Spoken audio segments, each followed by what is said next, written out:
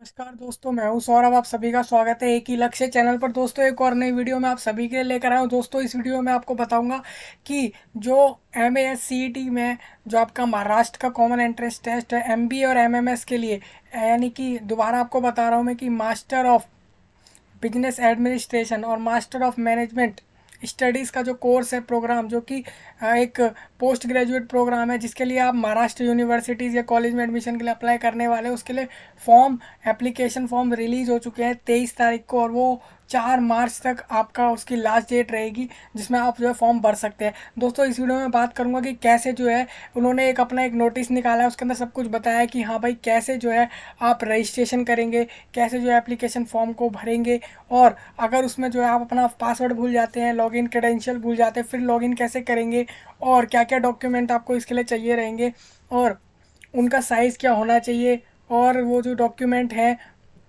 वो कितना टाइम पुराना हो सकता है, और साथ में उसका फॉर्मेट क्या होगा, और भी सारी जो भी जानकारी है इस फॉर्म फिलिंग को लेके कि भाई कैसे आप फॉर्म भरने वाले, कैसे रजिस्ट्रेशन करने वाले हैं, सब कुछ जो है इस एक नोटिस के अंदर बताया गया है, जो मैं आपको इस एक ही वीडियो में आपको बताने वाला हूँ, जिससे कि आप इस वीडियो को देख के आसानी से जो है अपने फॉर्म को रजिस्ट्रेशन करने के लिए रजिस्ट्रेशन कर सके, उसके बाद एप्लीकेशन फॉर्म फिल करके सबमिट कर सके।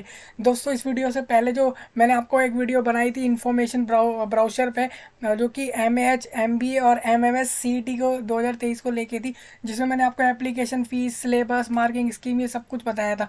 मतलब टोटली बाहर से सारा कुछ बताया था एग्ज़ाम के बारे में। लेकिन इस वीडियो में जो है मैं आपको रजिस्ट्रेशन से लेके एप्लीकेशन फॉर्म आपको कैसे भरना है वो सारा कुछ जो है बताने वाला हूँ। हालांकि मैं इस वीडियो में कोई फॉर्म नहीं भरने वाला हूँ, कोई रजिस्ट्रेशन करने वाला नहीं हूँ, लेकिन मैं इस वीडियो में आपको बताने वाला हूँ कि कैसे आपको फॉर्म भरना है, रजिस्ट्रेशन करना है, क्या क्या चीज़ें आपको लगानी पड़ेंगी, और उसका फॉर्मेट और ये सब जो है आप कैसे चेंज करेंगे, क्या आपको करना पड़ेगा, टोटल प्रोसेस जो रहेगा वो आपको बताने वाला हूँ।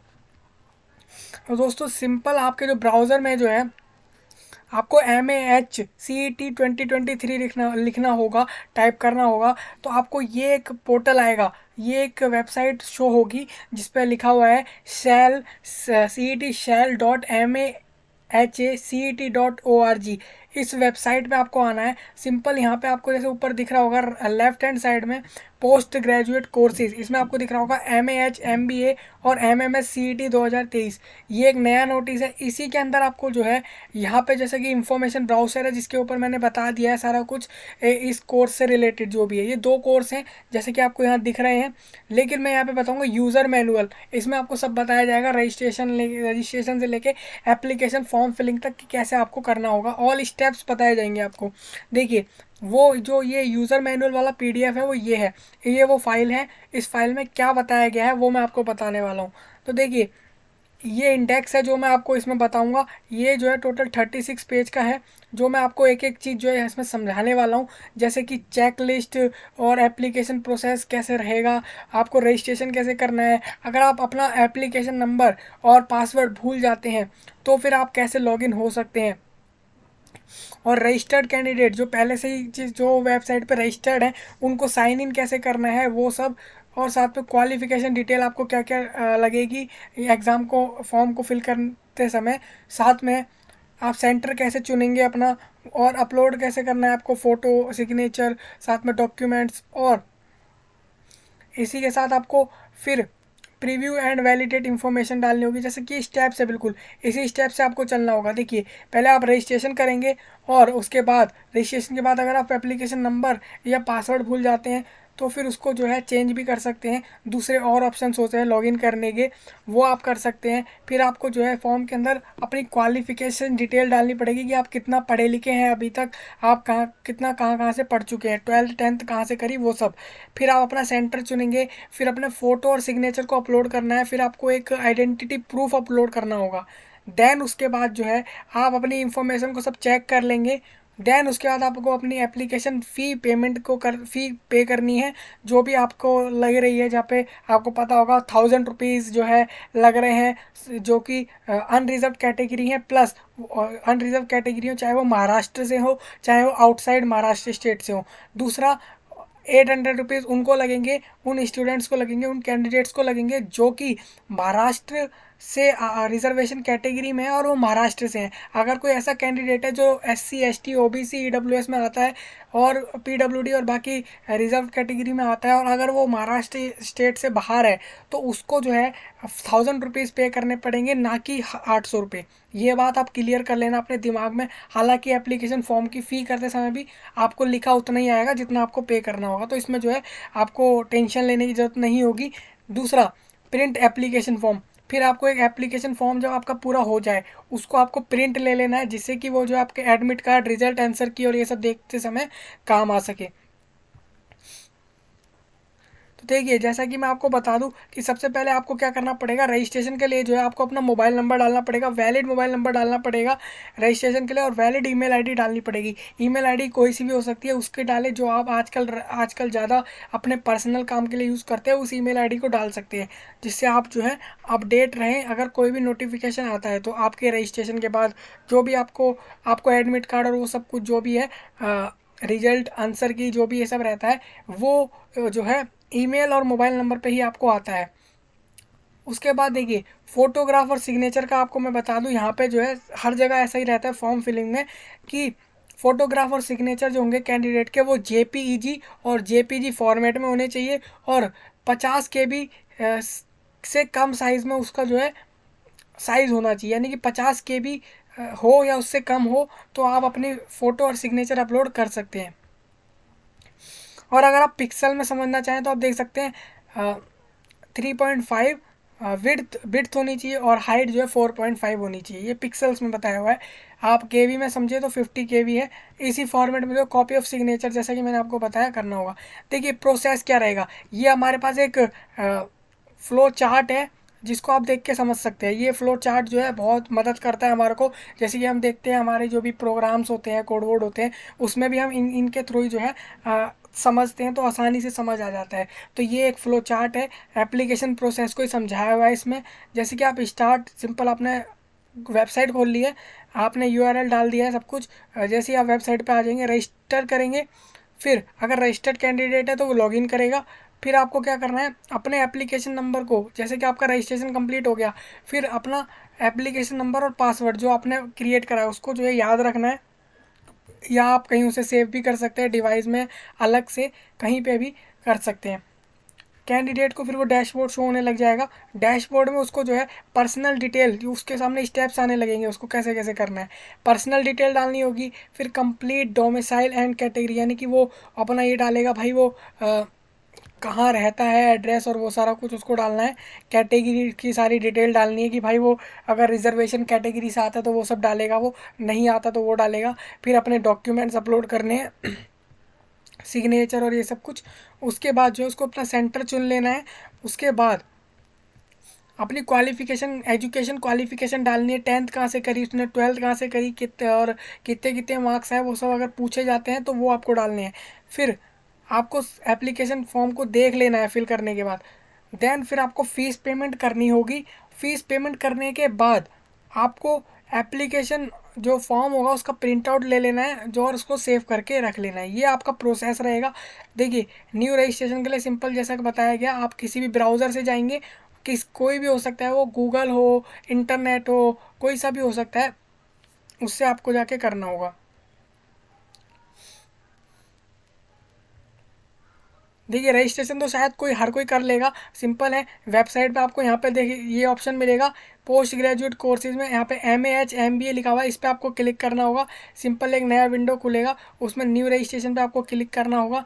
जैसे कि मैं आपको यहाँ दिखा देता हूँ।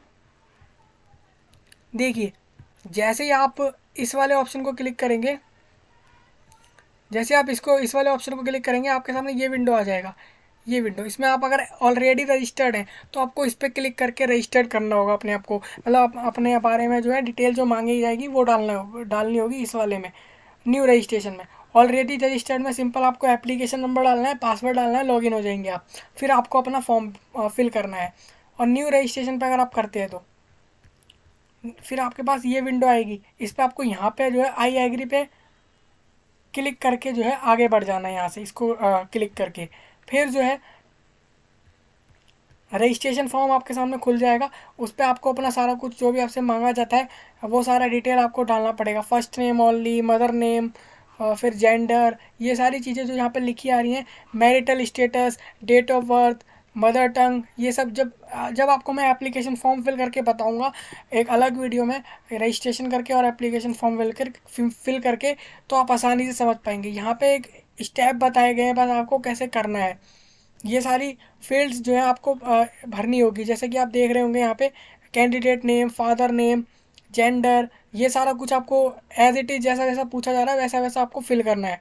एनुअल इनकम, नेशनैलिटी, ये सारा कुछ जो है आपको डालना पड़ेगा। देखिए क्या बोला गया है, परमानेंट एड्रेस में the candidate has to enter the home address, state, district, taluka, village, जो भी आपसे पूछा जा रहा है वो सब आपको यहाँ पे बताना है। जो भी आपका होगा अपनी आईडी पे, उससे आप अन्य जो भी आपका आईडी होगा, आधार कार्ड हो, पैन कार्ड हो, कोई भी हो, उससे आप देख के जो है ये सारी डिटेल्स भरेंगे। फिर सेव एंड प्रोसीड पे ज़रूर क्लिक करते जाना, तभी आप अगले स्टेप पे बढ़ते जाएंगे। नेक्स्ट, फिर आपको एक ओटीपी सेंड हो जाएगा। ओटीपी आप वेरीफाई करा लेंगे अपने मोबाइल नंबर या ईमेल, किसी से भी आपको ओटीपी आ जाएगा, उससे जो है आप उसे वेरीफाई करा लेंगे। फिर इससे जो है देखिए, जैसे कि यहाँ पे आपको एक पासवर्ड क्रिएट करना पड़ेगा रजिस्ट्रेशन के टाइम पे। मोबाइल नंबर डालेंगे, ईमेल डाल दिया आपने, यहाँ पे आपको एक पासवर्ड बनाना है खुद का, उसको फिर सेम वही पासवर्ड यहाँ पे कंफर्म पासवर्ड में टाइप करना है। ये जो नीचे लिखा आता है सिक्योरिटी पिन, इसको आपको एज इट इज़ डालना होगा। फिर सेव एंड प्रोसीड पे क्लिक करना है। देखिए फिर वेरीफाई ओटीपी आएगा आपको। ओटीपी होता है वन टाइम पासवर्ड, मतलब कि ऐसा पासवर्ड होता है जो कि एक समय के लिए होता है, बस उसके बाद वो वैलिड नहीं रह जाता। उसके लिए एक फ़िक्स टाइम होता है, कुछ सेकंड, कुछ सेकंड या कुछ मिनी मिनट्स होती हैं, जितने टाइम तक वो चलता है उसको यहाँ पे डालना होता है, जो कि आपके ईमेल या फिर मोबाइल नंबर पे आएगा। उसको यहाँ डाल के आपको सिंपल वेरीफाई कराना है। देखिए वेरीफाई कराने के बाद देखिए यहाँ से आपका रजिस्ट्रेशन कंप्लीट हो जाता है। आपको एक एप्लीकेशन नंबर मिल जाता है और पासवर्ड तो वही रहता है जो आपने क्रिएट किया होता है। देखिए एक और चीज़, अगर आप अपना एप्लीकेशन नंबर भूल जाते हैं, if applicant has already registered, और अगर वो अपना एप्लीकेशन नंबर भूल गया है, it can be retrieved using I can't access my account on log in screen.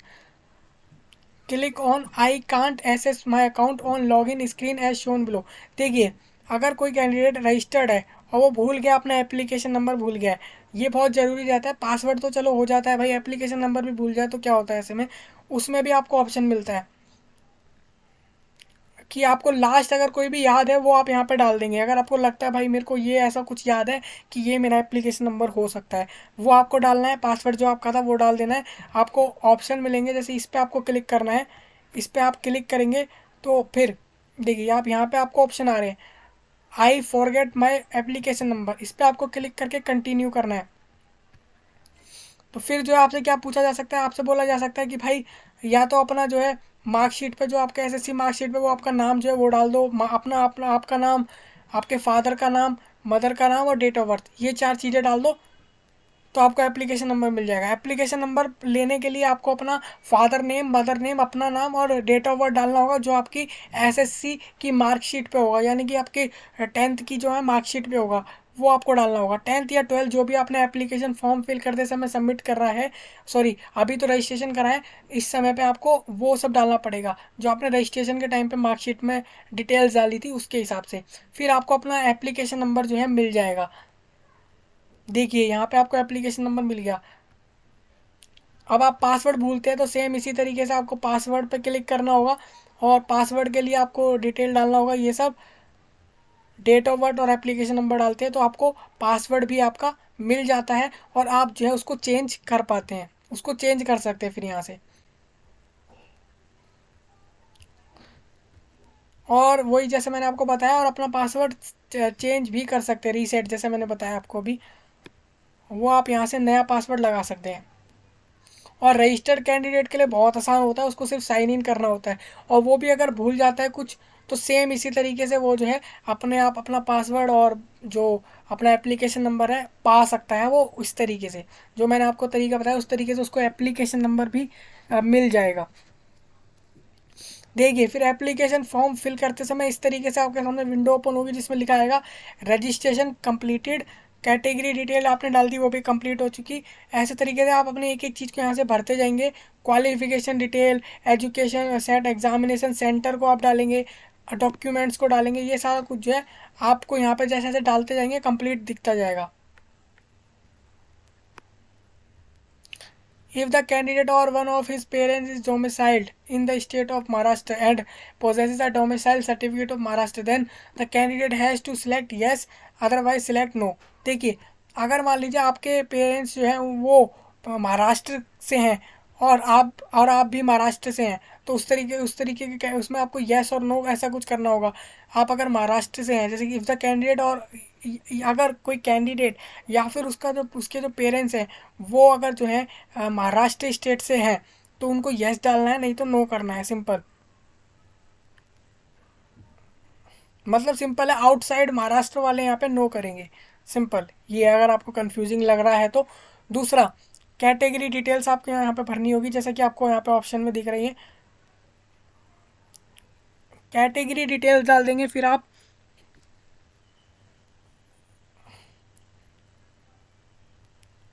आपको अपना क्वालिफिकेशन डिटेल डालना होगा, जो भी आपका 10-12 आपने करा है, कहाँ से करा है, वो सारा कुछ सब कुछ यहाँ से आपको डालना है। आपका 10-12 प्लस आपका जो अभी एक बैचलर डिग्री मैंने आपको बताया था वो भी आपको चाहिए, क्योंकि आप मास्टर्स के लिए अप्लाई कर रहे हैं ना, तो आपको उसकी भी डिटेल सारी यहाँ पर डालनी पड़ेगी कि कौन सी यूनिवर्सिटी से कर रहे हैं, जो भी कुछ है वो डालना पड़ेगा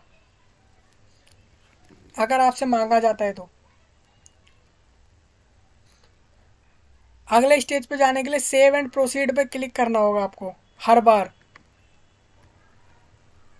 देखिए इस तरीके से, देखिए आपने डाला ग्रेजुएशन में आपके 555 मार्क्स आए 700 में से, यहाँ पे आपका परसेंटेज आ जाएगी।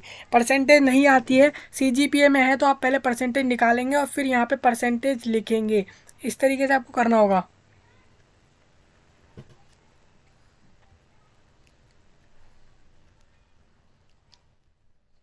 देखिए इस तरीके से आप चुनेंगे कि भाई मैंने 3 साल का बीए कोर्स करा था और अब मैं जो है एमबीए के लिए अप्लाई कर रहा हूँ। इस तरीके से आपको करना होगा। देखिए एग्ज़ाम सेंटर आपको कैसे चूज़ करना है ये बहुत ज़्यादा ज़रूरी रहता है। First candidate need to select state of examination centre. पहले आपको स्टेट चुनना है कि भाई महाराष्ट्र में देना है या दूसरे किसी स्टेट में, जो आपके सामने ऑप्शंस आएंगे उनमें से। फिर उसके बाद जो है आपको अपने जो है will be logged on the respective capitals except Maharashtra of the state as shown below. For example, if candidate select Karnataka as state, then first exam centre automatically logged on the respective capital of that state, like Bengaluru capital of Karnataka state. अच्छा, यहाँ पे एक जो है एक condition ये है, अगर आप होम स्टेट यानी कि महाराष्ट्र से ही अप्लाई कर रहे हैं सेम इस एग्ज़ाम के लिए, तो आपको जो है आपको अपने हिसाब से जो है यहाँ पे चुनने होंगे अपने सेंटर्स। लेकिन अगर आप महाराष्ट्र के अलावा किसी दूसरे स्टेट से हैं तो सबसे पहले आप अपना स्टेट चुन लेंगे। जैसे कि आपने कर्नाटका चुना है तो पहले जो है आपको उस स्टेट का जो है कैपिटल जो है वो आपको मिलेगा पहले सेंटर में। उसके बाद जो है आप अपने बाकी प्रेफरेंस रखेंगे। आई थिंक समझ आ रहा होगा आपको कैसे करना है। जैसे मान लीजिए आपने कर्नाटका चुना तो फर्स्ट सेंटर आपको बेंगलुरु मिलेगा, उसके बाद आपको बाकी सारे ऑप्शन चुनने हैं, दूसरे सेंटर्स तीसरे, इस तरीके से प्रेफरेंस रखनी होगी। The candidate can select the examination center preference from number 2, 3 and 4। जैसा कि मैंने आपको बताया, नंबर 1 आपको सिंपल कैपिटल ही मिलेगा उस स्टेट का। फिर उसके बाद क्या है, आपको अपना अपलोड करना है फ़ोटो एंड सिग्नेचर, जैसा कि वो साइज़ बताया था उस साइज़ के अंदर, और जेपीईजी या फिर जेपीजी फॉर्मेट में। अब ये कैसे होता है कि आप कैसे जो है फॉर्मेट चेंज करते हैं और कैसे साइज़ जो है किसी इमेज का सेट करते हैं, उसके लिए भी चैनल पे वीडियो है, आप वो देख सकते हैं, उससे आपको समझ आ जाएगा। फिर आप जो है यहाँ से फ़ोटोग्राफ सिलेक्ट कर लेंगे। देखिए फ़ोटोग्राफ सिलेक्ट करेंगे, फ़ोटोग्राफ अपलोड कर देंगे, सिग्नेचर सिलेक्ट करेंगे, सिग्नेचर अपलोड कर देंगे। ये डायरेक्ट ऑटोमेटिकली आपके यहाँ से डायरेक्ट वहाँ पे आपके ब्राउज़ हो जाता है, आपकी फ़ाइल वहाँ से डिवाइस से उठा के डालने लगता है। आपको बस सिलेक्ट करनी होती है अपनी फ़ाइल और सिंपल अपलोड करनी होती है। लेकिन अपलोड से पहले आप उसको साइज़ ज़रूर चेक कर लें, रिसाइज ज़रूर कर लें। जैसे कि यहाँ बार बार बोला जा रहा है, तो इस चीज़ को कर लें आप उसके बाद ही, क्योंकि वो उसके बिना एक्सेप्ट ही नहीं होगा आपका डॉक्यूमेंट। देखिए इस तरीके से आपको करना है।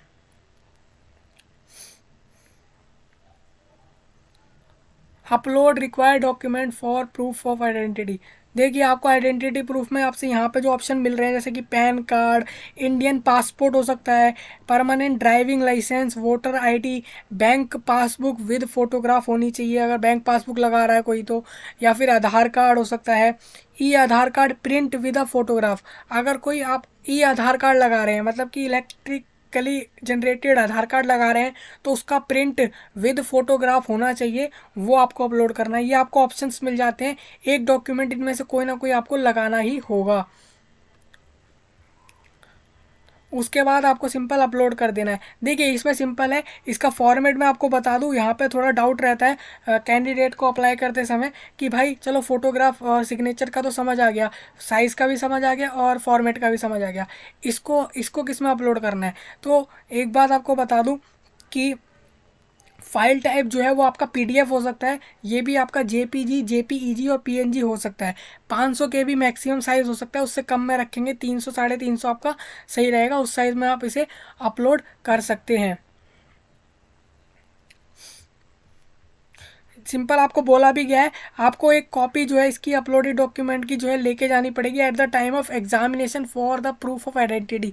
जब आप एग्ज़ाम देने जाएंगे तब आपको जो है इसको as a proof of your identity ले जाना होगा एग्ज़ाम सेंटर के दौरान, एग्ज़ाम देते समय। देखिए सिंपल प्रोसीड पे जैसे यहाँ पे पैन कार्ड सिलेक्ट किया है, उसको सिंपल यहाँ पे अपलोड कर दिया गया है। जैसे यहाँ पे आ रहा है इस तरीके से आपको शो होने लगेगा जो आप अपलोड करेंगे।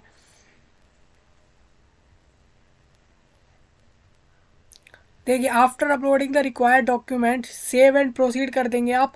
फिर आपको एक बार सारी चीज़ें अपनी चेक कर लेनी है, सारा आपका नाम, आपके फादर मदर का नाम, gender, qualification, date of birth, annual income, एक एक चीज़ जो है आपको चेक कर लेनी है ध्यान से। और अगर कुछ उसमें अपडेट हो, आप वहाँ पे लास्ट अपडेट कर सकते हैं। अपडेट मतलब कोई भी एडिट हो, उसके अंदर कुछ भी चेंज करना हो वो आप कर सकते हैं।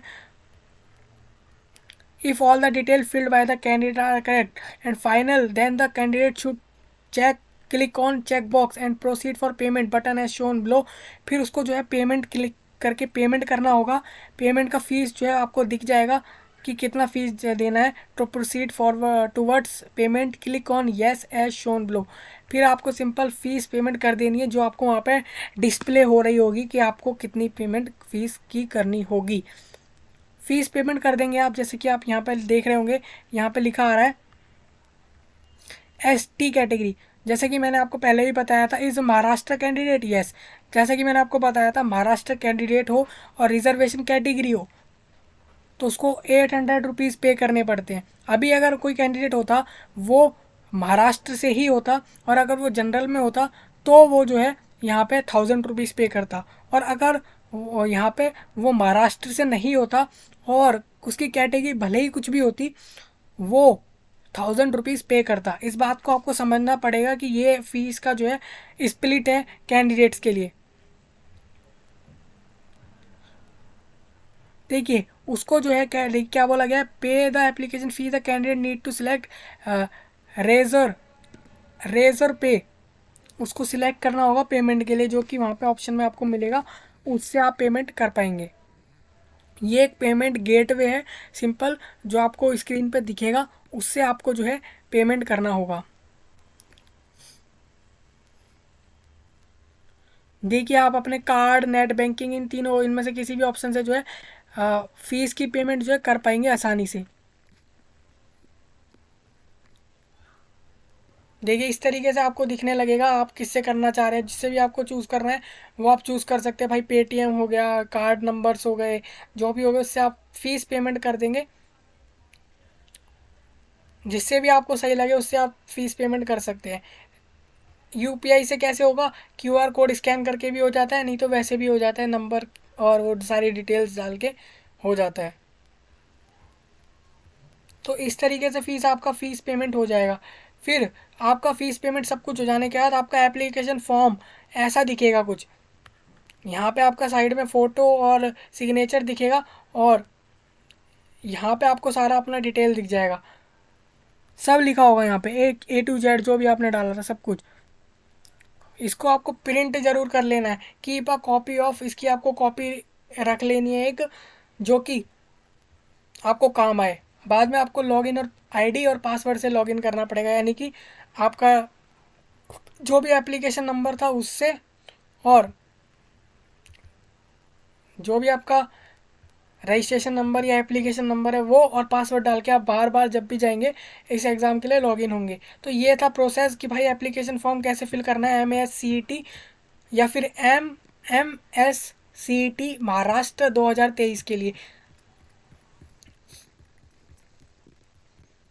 तो इससे ये फुल प्रोसेस है, आप देख सकते हैं वीडियो को अच्छे से, और फिर आप अपना फॉर्म जो है फिल कर सकते हैं कि भाई कैसे जो है हमें फॉर्म को फिल करना है।